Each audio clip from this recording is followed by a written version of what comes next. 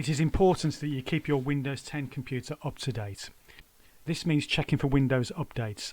Normally your computer will do this automatically by default, but it's always worth checking every now and again to make sure that the computer is actually doing the updates. So the way to check is to do this.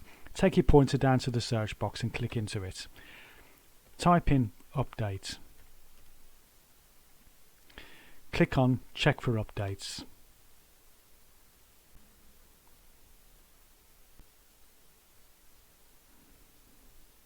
Here we can see that there are some updates available already, and we can click on Install Now. If the Install Now option isn't there, there will be an option to check updates. Click on Check Updates and the computer will check on the internet for any updates available from Windows.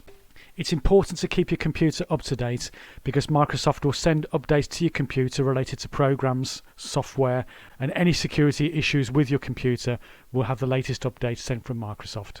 If your computer doesn't appear to be checking for updates, or if it hangs for a long time, as in more than an hour or so when you click on check for updates, see my video about how to troubleshoot Windows update issues.